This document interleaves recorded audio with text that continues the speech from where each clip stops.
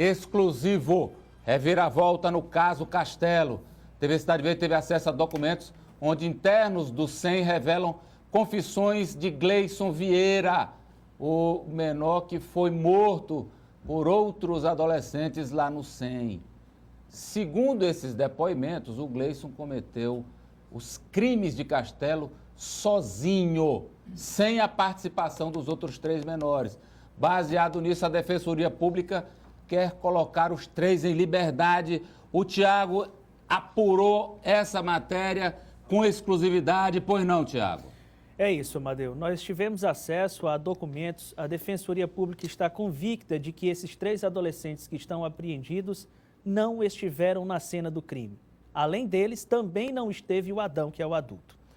Então, quer dizer, de acordo com essa apuração paralela, todo o crime, 4 menores estupradas, 3 agredidas e 1 assassinada, todos estes crimes lá no Morro em Castelo foram cometidas apenas pelo Gleison Vieira? Apenas pelo Gleison. É o que a Defensoria sustenta de acordo com a nossa apuração e também baseada em depoimentos, em confissões que o Gleison fez antes de morrer lá no Centro Educacional Masculino. E por que o Gleison fez aquele vídeo com a polícia contando a história do envolvimento dos outros 3 e a liderança do Adão Souza? Ele teria recebido R$2.000 e a promessa de um advogado para incriminar essas outras pessoas. A história toda, reviravolta. Thiago Melo, repórter em ação. A decisão está a cargo do Tribunal de Justiça. O Ministério Público defende a manutenção da sentença condenatória aos adolescentes acusados do estupro coletivo em Castelo do Piauí. O promotor Cesário Cavalcante permanece convencido da participação de todos. Já a Defensoria Pública discorda. Na apelação, requer a absolvição dos 3 condenados que permanecem vivos. Na visão dos defensores, o único responsável pela barbárie seria Gleison Vieira da Silva, morto dia 16 de julho pelos supostos comparsas em um dos alojamentos do Centro Educacional Masculino. Os defensores têm uma prova forte para sustentar a inocência dos 3 adolescentes, os depoimentos das vítimas. Quando falaram em juízo, as sobreviventes foram categóricas ao afirmar que Gleison agiu sozinho. Nenhuma delas se recorda da presença de outra pessoa no Morro do Garrote naquele dia. Na última quinta-feira, a TV Cidade Verde esteve na ala D do SEM, onde os menores de Castelo foram internados. No alojamento ao lado de onde o assassinato ocorreu, um dos internos relatou que Gleison havia assumido a responsabilidade pela agressão às meninas. O próprio Gleison assumiu que os 3 não estavam envolvidos, que quem está envolvido está foragido. Foram avisar a coordenação para mudar, mas não sei porque não mudaram, entendeu? Ficaram os 4 mesmo assim. Ficaram. Mas assim, não mudaram porque também não tinha local de colocar eles. Um dia depois, defensores públicos foram ao centro e ouviram relatos contundentes. A TV Cidade Verde teve acesso com exclusividade aos termos de declarações.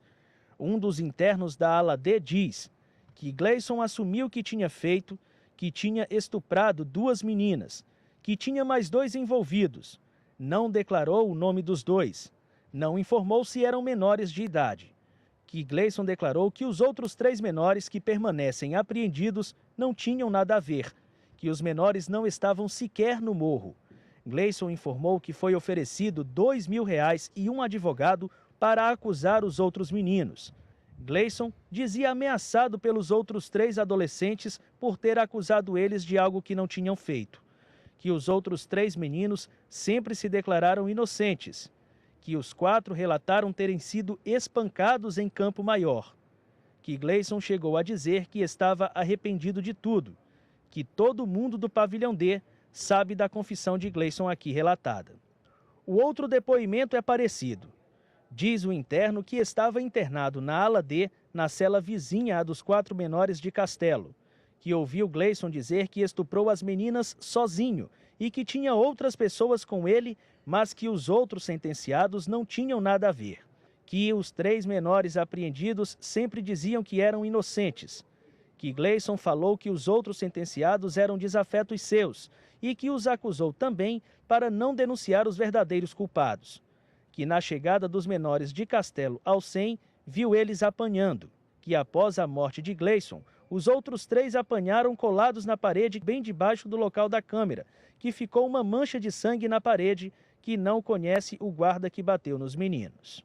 No terceiro depoimento, o interno declara que estava internado na ala D na vizinha cela de Gleison, que foi Gleison quem estuprou as meninas de Castelo no Morro do Garrote, que ele falou que os outros 3 adolescentes apreendidos não estavam no morro e eram inocentes.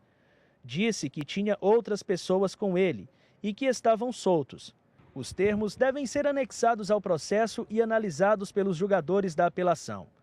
Os defensores públicos Gerson Henrique Souza Silva e Robert Rios Júnior não se manifestam por conta do segredo de justiça.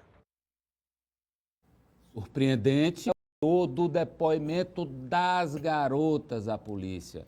Acho que esses depoimentos são fundamentais para esclarecer, porque se o Gleison agiu sozinho, elas certamente vão relatar a verdade do que aconteceu lá. Aliás, vão relatar não, já relataram no inquérito o que aconteceu lá no morro. Amadeu, as meninas, as 3 sobreviventes, o depoimento delas é muito parecido. Colocam que por volta de 4 horas da tarde elas estiveram no Morro do Garrote, que por volta das 4h30 terminaram de fazer as fotografias, que foi o objetivo da visita lá ao morro, e quando estavam retornando, foram abordadas pelo Gleison, que estava sem camisa, de bermuda e possuía uma lâmina de uma faca na mão. Era uma faca sem cabo, ele estaria com essa lâmina na mão. E que abordou as meninas e de imediato pediu os celulares. Elas teriam entregue os aparelhos. E com os aparelhos já em mãos, eles pediram, e com a faca no pescoço de uma das meninas, pediu que elas se dirigissem a um outro local. Porque esse é um ponto aí, Tiago, me desculpa aqui interromper. Como um só garoto, o Gleison, ele rendeu 4 adolescentes? É uma boa pergunta. De acordo com o depoimento, no momento em que algumas das meninas se dispuseram a correr, ele ameaçou a que estava com ele sob a faca. Ele estava com a faca no pescoço. Ameaçando. Disse que se as outras corressem, a amiga delas ia morrer. E elas possivelmente ficaram no local em solidariedade à amiga. Uhum. Isso está no relato delas? Relato delas à justiça. Consta também que elas foram ao local, ao cajueiro, inclusive nós mostramos em primeira mão aqui na TV Cidade Verde, o local onde essas meninas foram amarradas. Conta o depoimento de uma delas que o Gleison tirou do bolso uns fios telefônicos, que inclusive nós mostramos na TV Cidade Verde, quando estivemos no município de Castelo e quando subimos no morro, e pediu que uma das meninas amarrasse as demais. 3 foram amarradas por uma delas. Uhum. E que depois ele teria usado uma faca para cortar roupas das meninas e cometeu a violência sexual. O Gleison é esse aí. Exatamente. No depoimento delas, está lá na justiça, é documento. Depoimento delas na justiça. Elas só se referem ao Gleison ou se referem a outras pessoas na cena do crime? Elas não se referem a nenhuma outra pessoa, Amadeu. O termo usado por elas o tempo inteiro é ele fez isso, ele fez aquilo, em nenhum momento aparece uma segunda pessoa. Algumas delas, em algum momento do depoimento, têm alguns lapsos de memória. Então elas dizem, em relação a determinada pergunta, elas chegam a responder, olha, disso eu não lembro. Agora, no tempo em que estiveram conscientes, nenhuma delas afirma ter visto ou ouvido alguma outra pessoa na cena do crime. Nem menor de idade, nem o Adão. Nem maior. Nem maior. Nem maior. Agora, como então, mais uma dúvida aqui, Tiago, ele sozinho jogou as 4 lá do penhasco, no Morro do Garrote, e depois jogou pedra na cabeça delas, como está no laudo. Como ele teria feito isso sozinho? Ele atirou, como eu disse anteriormente, ele teve todas as meninas amarradas. Todas as meninas foram amarradas. E elas foram jogar, uma delas, inclusive, sofreu uma espécie de enforcamento e desmaiou por alguns momentos. A gente está vendo imagens lá do Morro do Garrote, no dia seguinte ao crime, quando o Tiago esteve lá e ainda encontrou resquícios do crime. relógios de uma das vítimas, peças de roupa cortadas.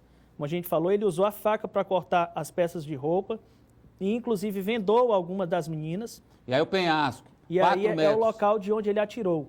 Como eu disse anteriormente, ele amarrou essas meninas com um fio preto, que parece um fio de telefone, e elas estavam amarradas e foram atiradas uma a uma. Então, pelo que você relata, Tiago, nos depoimentos das garotas, estes depoimentos corroboram a tese da defensoria. De que só de haveria que uma pessoa. o Gleison fez tudo sozinho. Exatamente. Agora, e os laudos técnicos, Thiago, sobre a presença de esperma, de resquícios de roupa, que esses laudos, afinal, eles relatavam, concluíam pela presença de outras pessoas ou de um só homem na cena?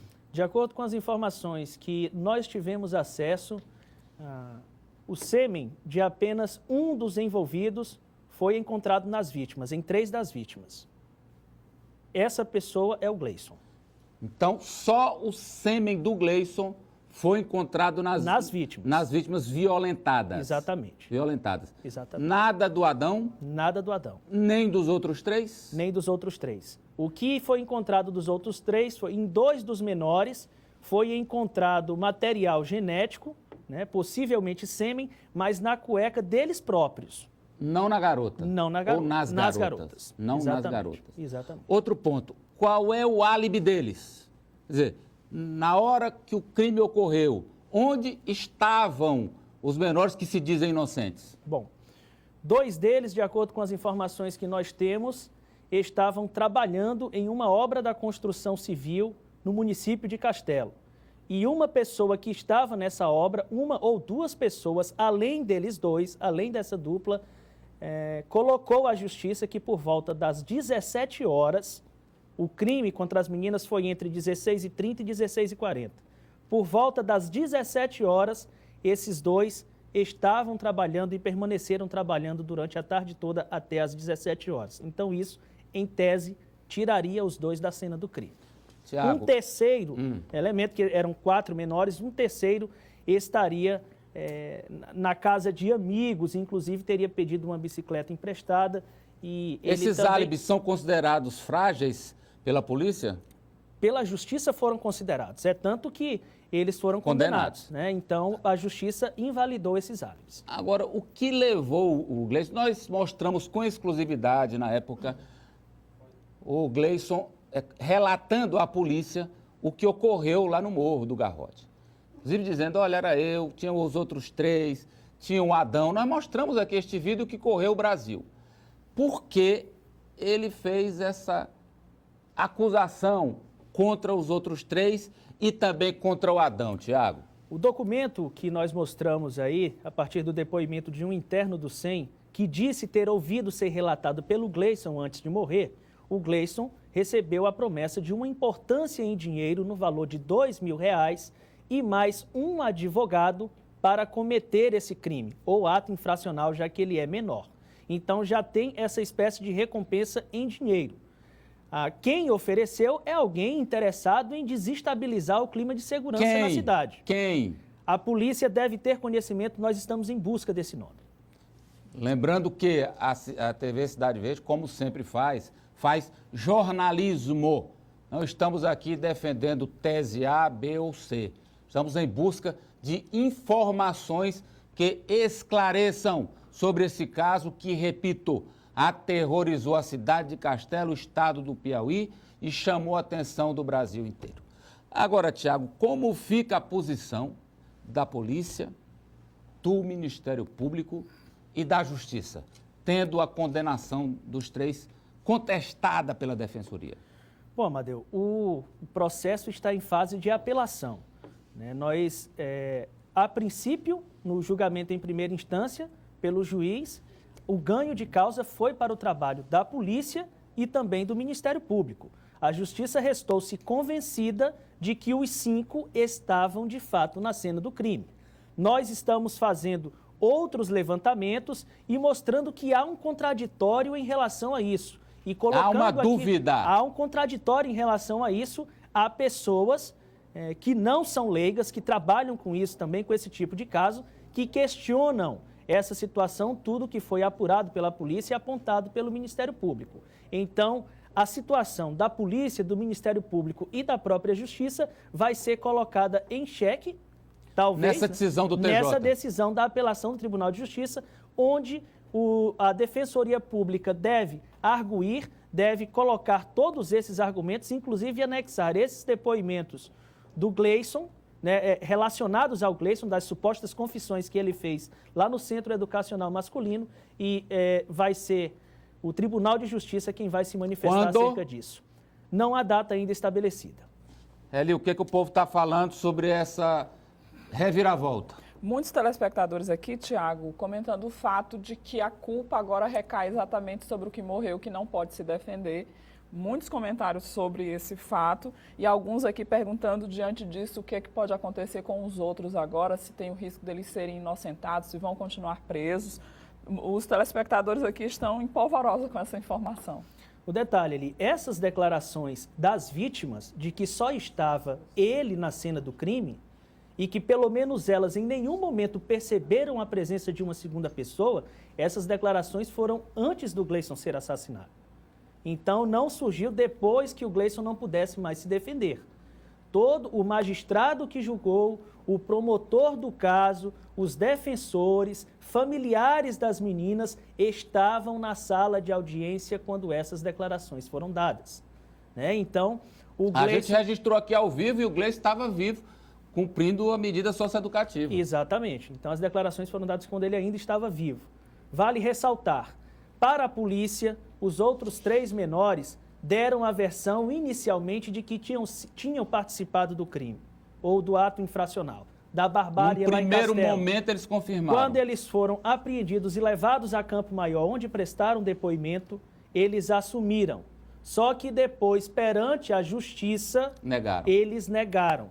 Disseram que não participaram e podem ter sofrido algum tipo de influência para dar o depoimento inicial à polícia. Você falou no começo que eles alegam terem sido agredidos em Campo Maior. Exato. É o que consta nesse depoimento, que foi baseado, o interno do SEM coloca, baseado numa fala do Gleison. Eu quero lhe parabenizar, Tiago, pelo furo de reportagem, a você, ao pessoal que trabalha ao seu lado, né, e a produção. E que nós vamos continuar apurando para que esse caso fique claro. Precisa da transparência total do que ocorreu naquela fatídica tarde no Morro do Garrote, em Castelo do Piauí, destruindo a vida de 4 garotas. Uma morreu, as outras 3 terão trauma para a vida inteira. Um último detalhe, Amadeu, uma pergunta do telespectador que ali colocou e eu não cheguei a responder. Em relação à situação dos 3 menores, eles agora respondem também pelo homicídio do Gleison. Então, a tendência é que, mesmo eles sendo absolvidos, do primeiro crime, hipótese do primeiro crime contra as meninas em Castelo, eles vão responder pelo homicídio do Gleison. E desse não há como escapar, porque os 4, aliás, estavam no mesmo alojamento lá no SEM e tem-se a certeza de que foram eles quem cometeram esse homicídio. É um ato infracional, né, correspondente ao crime de homicídio no Código Penal. Então, a tendência é que eles não ganhem liberdade. Se escaparem do caso Castelo, exatamente, não escaparão do homicídio do Gleison. Agora, vale ressaltar, no caso do Adão, o Adão não está preso por conta desse caso de Castelo. Outros crimes que ele cometeu no passado. O Adão está preso por conta de um assalto que ele fez uma semana antes em Castelo do Piauí, num posto de combustíveis. E ele que já era foragido da Polícia de São Paulo. Ele está preso por esse motivo. O processo do Adão, né, porque foi separado o processo dos menores do processo do Adão, que é adulto, o processo do Adão ainda não teve início a instrução do processo.